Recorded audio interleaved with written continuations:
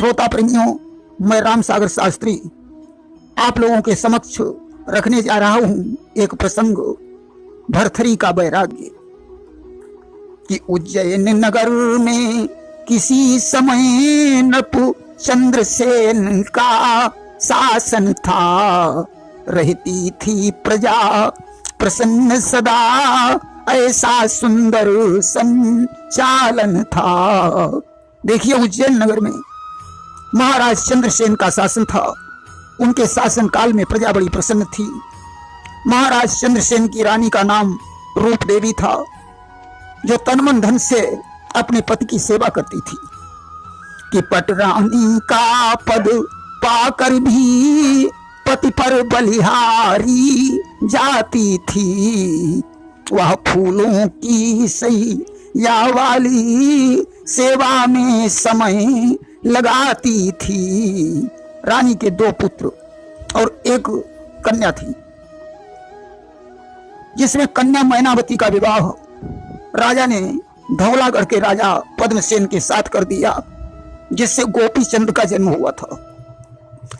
राजा चंद्रसेन के बड़े पुत्र का नाम भरथरी और छोटे पुत्र का नाम विक्रमादित्य था।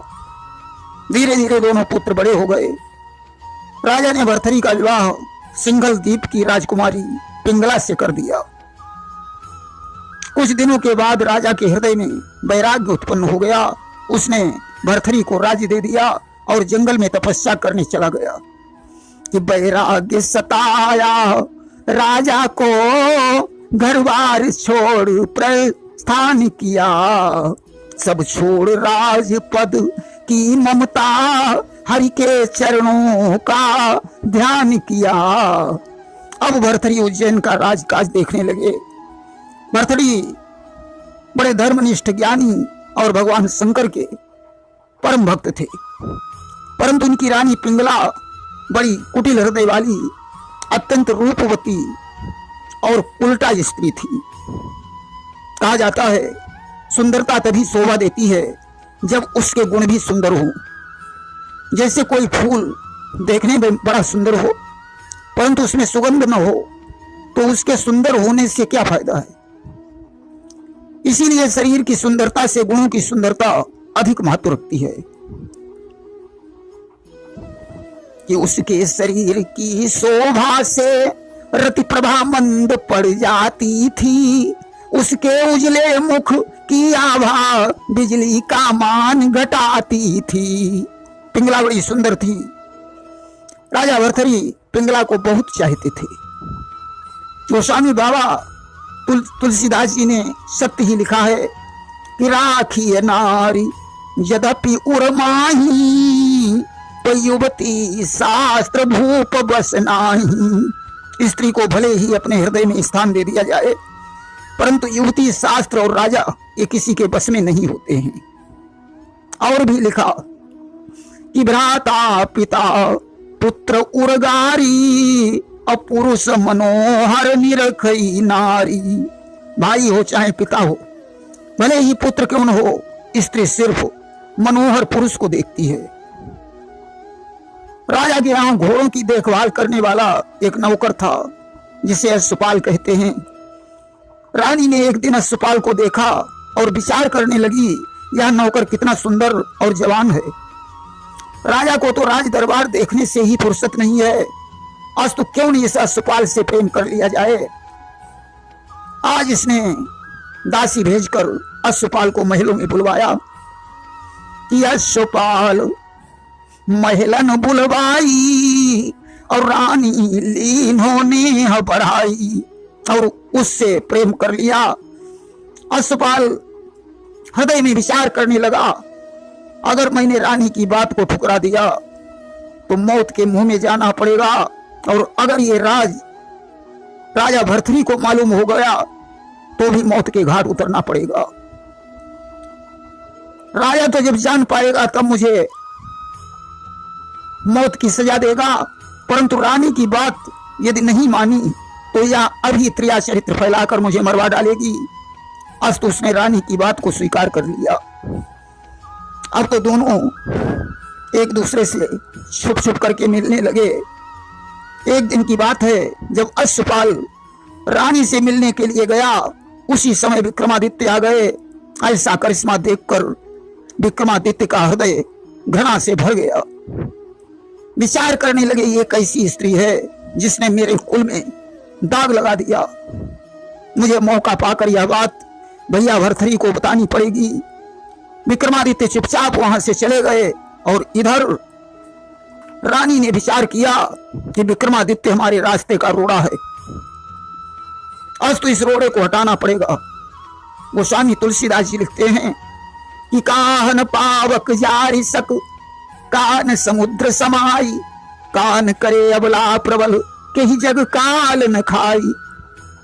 आग किसे नहीं जला सकती है, समुद्र में क्या नहीं समा सकता है, काल किसे नहीं खा सकता है, और एक अबला जब सबला बन जाए तो वह क्या नहीं कर सकती है। त्रिया चरित्रम पुरुषस्य भाग्यम अदेवो न जानासि कुतो मनुष्य। स्त्री का चरित्र और पुरुष के भाग्य को देवता भी नहीं जानते हैं। आज रानी ने अपना त्रिया चरित्र फैलाया। उसने अपना सारा श्रृंगार बिगाड़ दिया, बालों को बिखेर लिया, वस्त्रों को फाड़ डाला, आंखों में आंसू भरकर जमीन पर लेट गई। दासी को भेजकर महाराज भरथरी को बुलवाया। ज्यों ही भरथरी महलों में आए,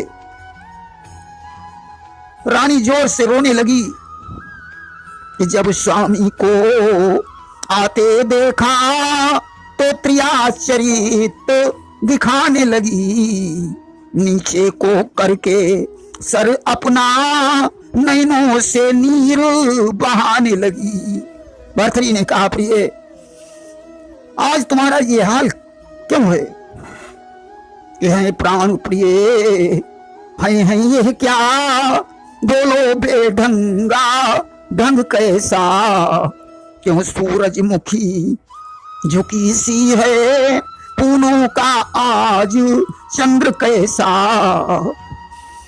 जिन आंखों ने हो त्रास दिया, बे आंखें फुड़वा दूंगा मैं, और जो जिभ्या करवा बोली हो वह जिभ्या खिंचवा लूंगा मैं। अरे जिसने तुम्हारी तरफ अपनी निगाह उठाई हो उसकी दोनों आंखें निकलवा लूंगा, जिसने तुम्हें कठोर वचन कहे हो उसकी जुबान खिंचवा लूंगा। बताओ तो आखिर बात क्या है? रानी बोली, क्या कहूं नाथ, कहने में लज्जा आती है, जो कथा उठाई जाती है वो व्यथा आज बन जाती है। रानी ने कहा, स्वामी क्या कहूं और कैसे कहूं, मुझे कहने में लज्जा आ रही है। भरथरी ने कहा, नहीं प्रिय, लज्जा छोड़कर बताओ आखिर क्या बात है। रानी ने कहा, सुनो कि हे नाथ, तुम्हारे भाई ने मुझको बदनजर निहारा है, जबरन मेरी इज्जत लूटी, देखो क्या हाल हमारा है। स्वामी, तुम्हारा जो छोटा भाई है विक्रम, उसने जबरदस्ती मेरी इज्जत पर हाथ डाला है। अब तो मैं मुंह दिखाने की काबिल नहीं रही। भरथरी कहने लगे, प्रिय विक्रम हमारा छोटा भाई है, तुम उसकी भौजाई हो, वह तुम्हें माता की नजर से देखता है, ऐसा कदापि नहीं हो सकता। सच में चाहे हो आग प्रकट, चाहे रवि शीतल हो जाए, गंगा पूरब से पश्चिम हो, व्यवहार जगत का टल जाए, पर ऐसा होना मुश्किल है। विक्रम प्रिय अनुज हमारा है, उसने तुमको बदनजर रखा, ये कहना झूठ तुम्हारा है। भले ही चंद्रमा में आग प्रकट हो जाए, सूर्य शीतल हो जाए, गंगा की धारा पलट जाए, संसार का व्यवहार नष्ट हो जाए, परंतु विक्रम हमारा अनुज है, मैं उसे अच्छी तरह से जानता हूं, वह ऐसा कभी नहीं कर सकता है। तुम झूठ बोल रही हो। रानी ने कहा, स्वामी मैं तुम्हारे सर की कसम खाकर कहती हूं, यही सत्य है। भला तुमसे प्यारा मेरे लिए और कौन हो सकता है। भरथरी आज लाचार हो गए। जल्लादों को बुलाया और कहा, जाओ विक्रम को जंगल में ले जाकर कत्ल कर दो और इसकी दोनों आंखें निकाल कर रानी पिंगला को दे देना। आज विक्रमादित्य को दरबार में बुलाया और जल्लादों से कहा कि ले जाओ जला दो इसको, जंगल में जाकर कत्ल करो, आंखें निकाल कर ले आना, मेरी आज्ञा पर अमल करो। विक्रमादित्य ने कहा भैया बिना सोचे समझे तुमने इतना बड़ा फैसला ले लिया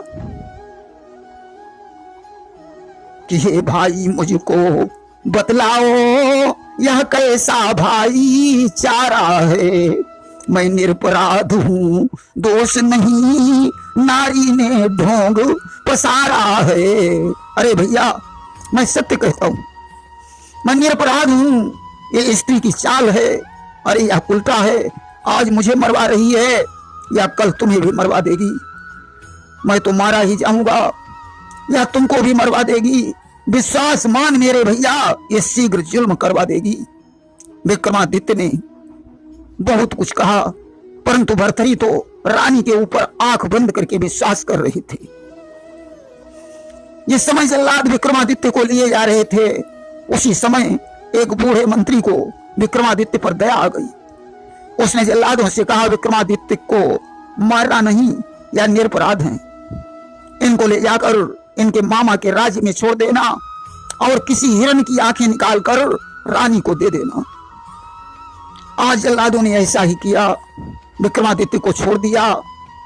एक हिरण को मारकर उसकी आंखें निकाल ली और पिंगला को दे दी। पिंगला ने उन आंखों को अपने पैरों से कुचल डाला और बड़ी प्रसन्न हुई कि मेरी रास्ता का रोड़ा समाप्त हो गया है। एक दिन की बात है कि एक रोज आखेट का साज सभी सामान भूप भरथरी ने किया बन की ओर पयान। राजा भरथरी घोड़े पर सवार होकर एक दिन अपनी रानी पिंगला के सहित शिकार खेलने जंगल में गए। उस दिन उन्हें कोई शिकार नहीं मिला। राजा निराश होकर वापस लौट रहा था, तभी उसने एक हृष्ट पुष्ट हिरण को देखा जिसके पीछे 700 हिरनियों का झुंड था। अब तो राजा ने धनुष पर बाण चढ़ाया और ज्यों संधान करना चाहा, पिंगला ने कहा ठहरो स्वामी, इस हिरण को मत मारो। अगर यह हिरण मर गया तो इसकी 700 हिरनियां विधवा हो जाएंगी। परंतु राजा ने बाण छोड़ ही दिया। बाण जाकर हिरण के लगा और उसका प्राणांत हो गया। तब तक अपने शिष्यों के सहित गुरु गोरखनाथ जी उसी रास्ते से गुजरे। हिरण के मृत शरीर को देखकर गोरखनाथ ने कहा राजन, तुम कितने निर्दयी हो कि इस निरपराध का वध करके तुमने क्या पुण्य कमाई है। कितने निर्दयी हो तुम राजन, जो दया न दिल में आई है। निरपराध को मारना बहुत बड़ा पाप है। इस हिरण के पीछे इसकी 700 हिरनियां विधवा हो गई। राजा ने कहा तेरे हृदय में बहुत बड़ी दया है, मैं निर्दयी हूं। अगर तू सच्चा संत है तो मैंने इसका वध किया है और तू तपस्या के बल से इसे जिंदा कर दे, वरना यह उपदेश देना बंद कर दे कि तू संत अगर कहलाता है, दिल में यदि दया विचारी है, तो इस मृग को जीवित कर दे, देखें कितना तपधारी है। गोरखनाथ ने कहा ठीक है राजन, मैं एक शर्त पर इसे जीवित कर सकता हूं। राजा ने कहा शर्त बताओ। गोरखनाथ ने कहा यदि मैंने इसे जीवित कर दिया तो राजपाट छोड़कर तुम्हें हमारा शिष्य बनना पड़ेगा। राजा ने कहा तुम्हारी शर्त स्वीकार है। आज गोरखनाथ ने कमंडल से जल लिया और अलख निरंजन का शब्द उच्चारण करके हिरण के ऊपर छिड़क दिया। अब तो हिरण जीवित हो गया। ऐसा चमत्कार देखकर राजा घोड़े से उतरा और उसने गोरखनाथ के चरणों में प्रणाम किया। गोरखनाथ ने कहा राजन अब क्या सोचता है, चल मेरे साथ। राजा ने कहा गुरुजी, मैं अपनी शर्त को पूरा करने के लिए तैयार हूं, परंतु कुछ दिनों की मोहलत चाहिए। गोरखनाथ बोले क्यों? कहा गुरुजी, मेरी रानी पिंगला मुझे बहुत चाहती है, मैं उसे छोड़कर अभी वैराग्य नहीं ले सकता हूं। गोरखनाथ ने कहा राजन, यहां कोई किसी का नहीं है। जिस पत्नी को तू इतना चाहता है वो भी तेरी नहीं हो सकती। खैर तेरी ऐसी ही इच्छा है तो घर जा, जब संसार से तेरा मन उब जाए तो मेरे पास आ जाना। राजा वापस लौट आया। एक दिन की बात है, राजा भर्तृहरि का सुंदर दरबार लगा हुआ था कि लगा हुआ था एक दिन भूपति का दरबार। बैठे थे आनंद से सचिव सूर सरदार। राजा मंत्री और सरदारों के सहित दरबार में आनंद से बैठा हुआ था। उसी समय ब्राह्मण का वेश बनाए हुए गुरु गोरखनाथ ने दरबार में प्रवेश किया। राजा ने ब्राह्मण का यथोचित सत्कार किया और कहा, हे विप्रदेव, आप किस लिए आए हैं? गोरखनाथ ने कहा, राजन, मेरा नाम जयंत है। मैंने राजा इंद्र की तपस्या करके एक अमर फल प्राप्त किया है। इसे खाकर मैं अमर हो सकता हूं, परंतु मेरा ऐसा विचार है कि आप बड़े न्यायी और प्रतापी राजा हैं, जो गलती करने पर अपने भाई को भी प्राण दंड दे देते हैं। इसलिए मैं यह अमर फल आपको भेंट करता हूं ताकि आप हमेशा जवान रहें। आज अमर फल प्रदान करके गोरखनाथ वहां से चले जाते हैं। इधर दरबार समाप्त होने के पश्चात राजा अपने महलों में पहुंचा। विचार करने लगा कि इस फल को खाकर मैं क्या करूंगा। अच्छा तो ये होगा, मैं इसे रानी पिंगला को खिला दूं, जिससे वह हमेशा युवती बनी रहेगी। अस्तु राजा वह फल लेकर रानी पिंगला के पास पहुंचा कि फल दिया पिंगला को नपने, बोले इसको तुम खाओगी तो सदा जवान रहोगी, तुम वृद्धापन से बच जाओगी। बोला, प्रिय, यह अमर फल है, तुम इसे खा लोगी तो हमेशा युवती बनी रहोगी। मैं तुम्हें हमेशा इसी प्रकार का देखना चाहता हूं। रानी ने वह फल नहीं खाया। विचार करती है, यह फल मैं अपने प्रेमी अश्वपाल को खिला दूंगी तो वह हमेशा जवान बना रहेगा। अस्तु पिंगला ने वह फल अश्वपाल को दे दिया। अश्वपाल एक वैश्या से प्रेम करता था। उसने विचार किया कि यह फल वैश्या को दे दूंगा, जिससे वह सदैव जवान बनी रहेगी। उसने वह फल वैश्या को दे दिया। वैश्या ने सोचा, इस फल को खाने में क्या लाभ है। कि वैश्या ने सोचा, इस फल को खाने में है कुछ लाभ नहीं, कर चुकी बहुत से पाप और अब करना चाहूं पाप नहीं। वैश्या ने विचार किया कि इस फल को खाकर मुझे बहुत ज्यादा पाप कमाने पड़ेंगे। मैं वैसे भी अपनी इस घृणित जिंदगी से ऊब चुकी हूं। क्यों नहीं यह फल राजा भर्तृहरि को दे दिया जाए। वे न्याय प्रिय राजा हैं, ज्यादा दिनों तक प्रजा की भलाई करेंगे। अस्तु वैश्या वह फल लेकर राजा भर्तृहरि के पास पहुंची। उसने कहा, राजन, यह अमर फल है, तुम इसे खाकर सदैव जवान बने रहोगे, प्रजा की भलाई होगी। आज अमर फल को देखकर राजा आश्चर्य में डूब गया।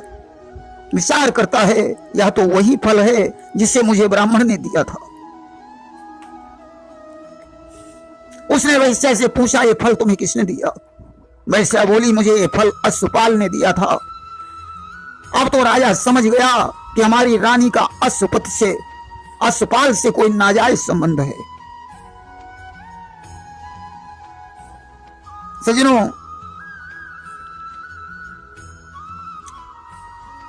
रानी के पास में पहुंचा और उसने रानी से कहा कि मैंने जो तुम्हें फल दिया था उसका क्या हुआ?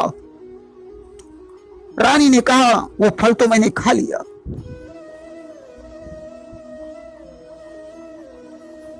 राजा ने कहा, तो फल ये मेरे पास कहां से आया? आज फल को देखकर पिंगला आश्चर्य में डूब गई। राजा ने अश्वपाल को दरबार में बुलाया और पूछा, तुम्हें फल किसने दिया था? आज अश्वपाल का शरीर थरथराने लगा कि अश्वपाल कंपित हुआ सुन राजा के बयन तन कंपित होने लगा, झुके शर्म से नयन। आज शर्म से यशपाल की आंखें झुक गईं। उसने कहा, राजन, मुझे ये फल महारानी जी ने दिया था। राजा ने रानी से कहा, सुन लिया तुमने? अरे मैंने तुम्हें क्या समझा था और तुम क्या निकली। मैंने तुम्हारे ऊपर कितना विश्वास किया था और तुमने मुझे कितना बड़ा धोखा दिया। तुम्हारे पीछे मैंने अपने सगे भाई का कत्ल करवा दिया। हाय, मैं कितना बड़ा हत्यारा हूं। आज भर्तृ विक्रमादित्य को याद करके विलाप करने लगे। शाही पोशाक उतार कर योगी आवेश धारण कर लिया। राजमहल को ठोकर मारकर गुरु गोरखनाथ की शरण में चले गए। इधर सज्जनों, सिंहासन सोना देखकर महामंत्री ने विक्रमादित्य को बुलवाकर सिंहासन पर बैठा दिया। विक्रमादित्य ने अश्वपाल को अपने राज्य से निकाल दिया। रानी पिंगला के लिए एक अलग दूसरा महल बनवा दिया और उसकी देखभाल करते रहे। प्रेम से बोलिए वृंदावन बिहारी लाल की जय।